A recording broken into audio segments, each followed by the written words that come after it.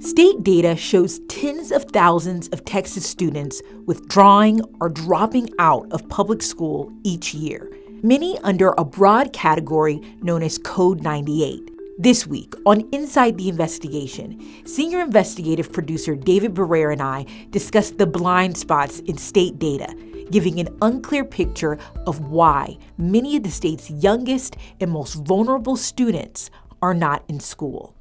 Welcome to Inside the Investigation. I'm Kelly Wiley. I'm with senior investigative producer David Barrera. Thanks for, coming from your desk over there. Thank you for having me. I'm glad you're here. We're here today to talk about our investigation into truancy, chronic absenteeism. This is kind of our second big story where we've tried to tackle this topic. And I feel like our last story kind of led us to this one. Last time, if you haven't gotten to watch this story, David and I were looking at truancy court, and it's where school districts can refer students to a JP court or a municipal court over essentially missing too much school. Right. And it was really when we were sitting in these hearings that I was starting to hear about this concept that school districts can withdraw students who have a certain number of absences consecutively. And I remember I said something to you about it then, and we were so knee deep in our reporting then, but I'm glad that we were able to kind of come back to it. And the whole way I feel like this story came up was really us hitting a roadblock and trying to figure out how often that happens, that school districts withdraw students for absences. I think it was more you than me. No. I think you really were the driving force on this. But yeah, this came out of our reporting on truancy, and we wanted to figure out how often kids are being withdrawn from school because they've missed too much class. Mm-hmm. And we found out it's pretty hard to figure that out. Very hard to figure that out, yeah. So to kind of try to get to the bottom of it, we did a lot of digging through the data. And the school system does keep their statistics on what's called leavers. Mm-hmm. And that's like a jargony word for kids that leave school for one reason or another. And so looking through the leaver code data, they have different codes. The school system, TEA, has 19 different codes that categorize different reasons why kids leave school. And so we dug through that. And I'll just say, like, one of the big things we saw that is like a big point in the story mm-hmm. is that when you look through the leaver data, the biggest leaver code that's used is graduation, which makes sense. You would hope, yes. Really an outlier. Right. Because the vast majority of kids leave school by graduating. Mm-hmm.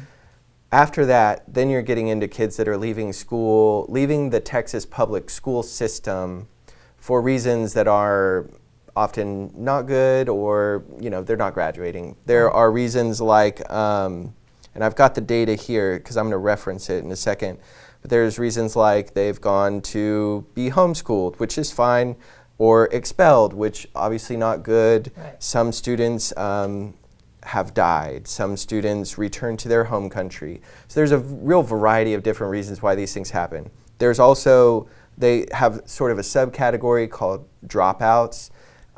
There are kids who drop out for pregnancy, for a medical injury, for being court-ordered to go to earn your GED. Right. And so when you look at the numbers, what stuck out to us is that after graduation, the number one code that's used is other. And it doesn't tell you much because it's sort of a catch-all category for kids that the school system doesn't know exactly what happened. Yeah, like they can't find them at all. Yeah, they can't find them. And then there's also, within that category, students who are withdrawn because they've had too many absences. Mm-hmm. And so we realized and we saw that there is, that it's very cloudy how many kids are being withdrawn because they've missed too many classes because they're swept up in this code mm-hmm. other. Yeah, I mean, I think we said this to ourselves when we had finally gotten to this part of our research. We were like, okay, I think we've come to the conclusion that we can't really figure it out. We can't figure out how many kids across the state definitively are being withdrawn over absences. And so often we're going to the ledge, we're listening to hearings. Since Uvalde, I would say, but really, since the pandemic, attendance has been something that lawmakers have been focused on. And yet, in our previous story, we found, there was really no way. The state didn't know what was going on in truancy court, so they didn't know what the outcomes of that are. And then separate from that, they don't know how often kids are being withdrawn, or school districts specifically are initiating a withdrawal because of an attendance issue. And so when we were talking to the experts, and then when we were talking to a lawmaker, it brought concerns up for them, because there are other states that have more definitive data on this. And so that's really kind of the crux of our story. But I do want to talk about, we weren't able to kind of, because it doesn't exist, whittle down how often school districts are withdrawing kids for attendance, but we were able to find these cases in our community. And I want to start out by talking about what happened in Austin ISD at Ann Richards. Yeah, so this is a case that we profiled. We did not use the name of any of the family members that were involved. But this was a young lady who was doing just fine in school, doing well, and then over the course of about a year, there was a sharp decline, and she had started missing school. And later on, school officials learned that there was a chronic long-term health condition, and that was reflecting in her missing class. And she was ultimately withdrawn from school over those absences, and that had a really, that and like struggling to re-enroll in school had a really profound impact on her. And this all played out kind of in an unusual way, with school officials getting into trouble over it, and some of them ultimately resigning. That's just one case. Right. And so it goes to show you that this process, when you're withdrawn from school, when a student is, it can have a really big effect on their life and their family. And so, and that's happening, well, we're not exactly sure how often it's happening. Right. Because that's what our reporting is about. But we know that there are thousands and thousands of kids every year who are put into the truancy court and process, and that are having issues with absences. So that was just one example. I know we had more, and you can talk about other ones. And I will say, there was this moment, and I think I texted you because I was looking at all the records that we were getting, that we'd kind of gotten from family and parents about these cases. And I remember I was looking through the data, looking through the records, and at one point I finally saw code 98 like in their record. And it was kind of a strange moment, because we had been looking at the data for so long, staring at code 60 for homeschool, code 98, and these numbers that are next to it. And we were able to get the data broken out by race and age, but still it's numbers. And it was kind of an interesting moment to be looking through the case notes, where they're kind of giving way more detail about what actually happened in that case and how they got to that place. And then to see the code 98, it was just kind of a moment where you realize behind every single number that we're looking at is some completely unique case, a set of circumstances, aggravating factors, and a kid that's now going to have to figure it out regardless of whatever policy changes happen next on the local level, on the state level. They're kind of matriculating and their life moves on. There was another case that we highlighted of a 7th grader. And in this case, I want to start by saying, in this case, this student was not withdrawn under code 98, but we were able to read through the case notes for, again, how they got to the place of the student ultimately being withdrawn. And we talked to family. There were pervasive health issues within this child's family. Mom wasn't able to get her to school because of health issues. Her sibling, who would normally help, according to mom, get sibling to school when she wasn't feeling well, was also ill. And then you've got this 7th grader that's kind of in this weird, tough spot. And we could see in the case notes that the district was talking to the mom. There was communication, right? Like mom is saying, I really want a school bus to come and pick her up. That would be helpful. The school, they were too close to the school. I don't know if you live in a district or are a parent, and you might know that if you're within a certain radius of the school that you're attending, sometimes they don't have a legal obligation to pick you up. You can walk or drive or ride a bike. And that was kind of the situation here.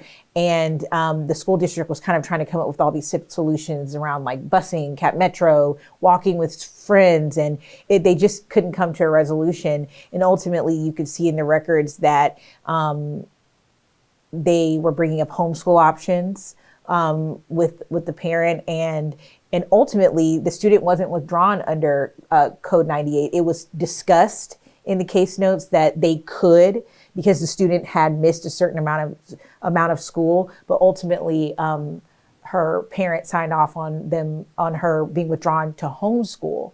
And so that's, again, it's something that you wouldn't see within that number that the state collects.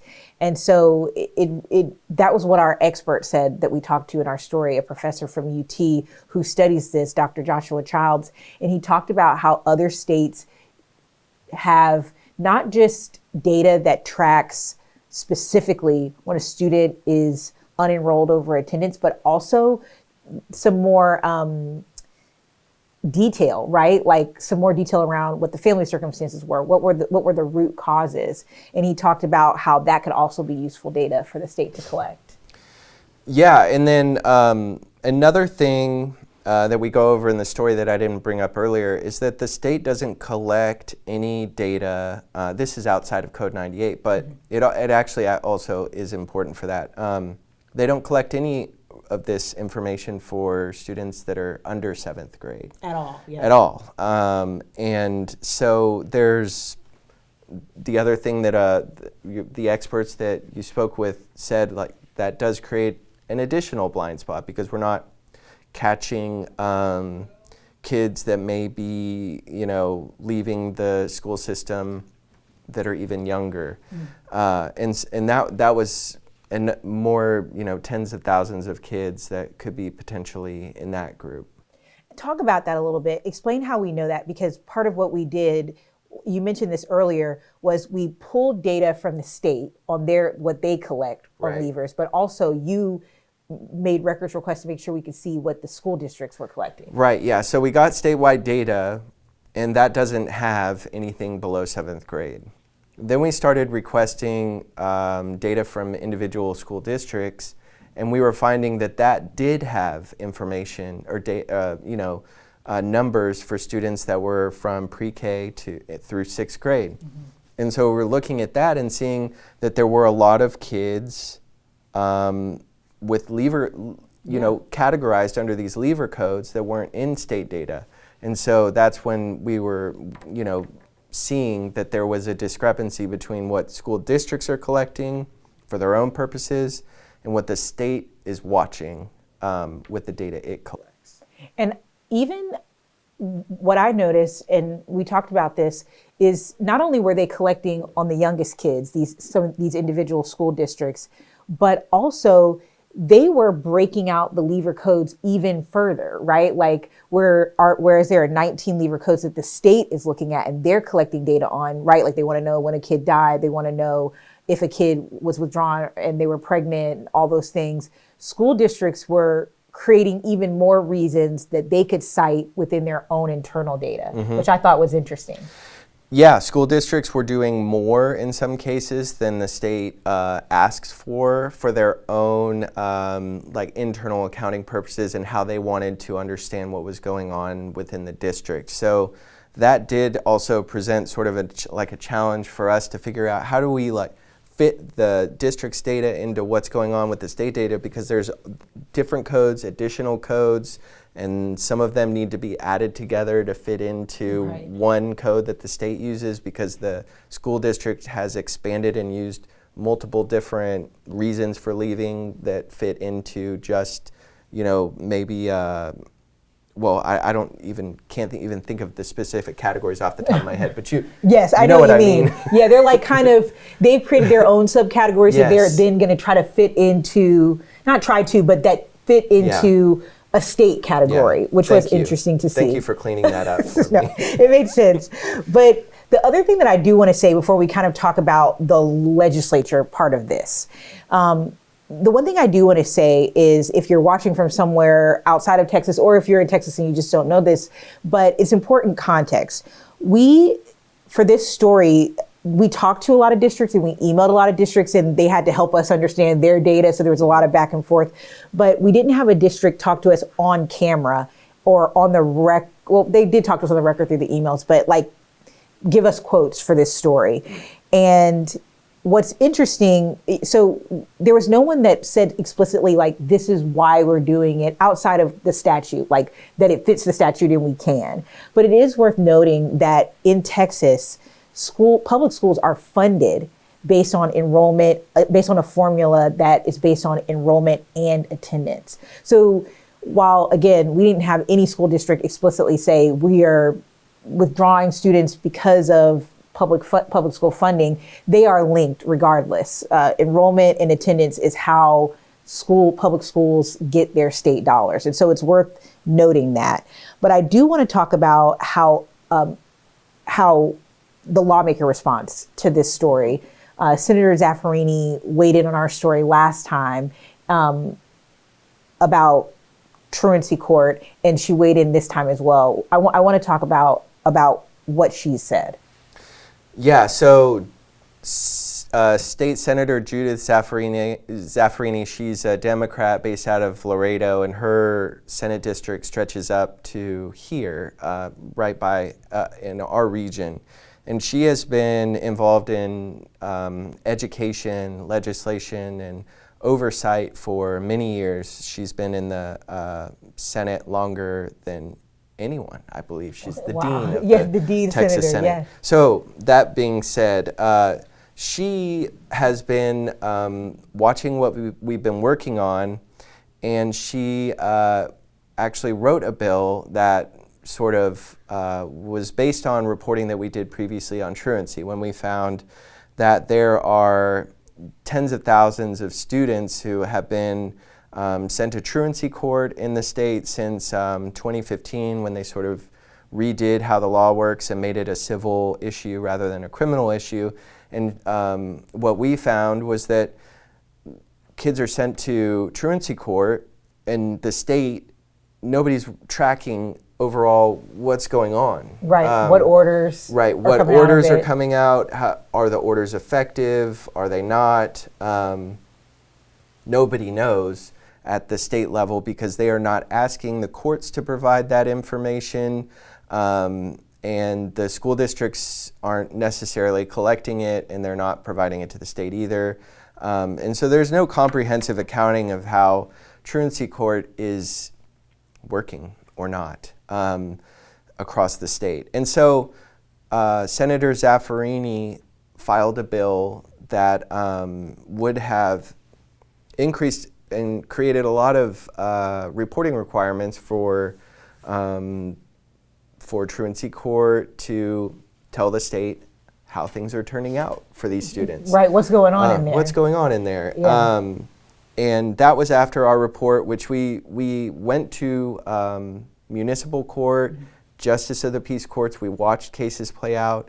We talked to families, school officials, court officials, education experts. Right. It was a big effort. Right. And that bill was filed. It didn't pass, though. But after that, Senator Zaffirini was very interested in hearing about this issue, because it falls in line with what we found with truancy, that there's a gap with what I just explained, and it carries over to kids that are withdrawn from school over their absences. Right. And I think, we've seen, even before Senator Zaffirini filed Senate Bill 1850, which kind of addressed the truancy court and having better uniform truancy tracking in courts. She was filing a lot of bills about attendance, and so were other lawmakers. In Betancourt, Senator Betancourt had a bill that did pass and did become law that was trying to get at better understanding chronic absenteeism. So there's a real effort and a real interest on the part of lawmakers that we've seen over the past couple sessions to better understand attendance. So I think my biggest takeaway from this report is that they don't have a lot of great data to work with. Yeah, I mean, that's mine too. I think that if you're looking at the TEA's leaver code data and it says, graduates are the number one reason why kids leave. Next biggest reason, other. Right. Like there's something, I mean, I'm not a statistician, I'm a journalist, but that says to me that there's some data there that could be, expanded. And maybe collect a little bit more. And that's what the education experts that we talked to said. Right. It's so well put because it is right there. It would be a matter of coding it a little bit differently, saying if it's this specifically coded this way, it's all right there technically, just not really in a way that you can discern fully what's going on. Well, David, thank you so much for joining me. Thank you for working on this report with me. If you guys have watched the story, please comment and let us know what you think, what questions you have. And if you haven't watched it, please go do that. We would love to hear your thoughts. Thank you so much for joining us. Please come back again for another episode of Inside the Investigation.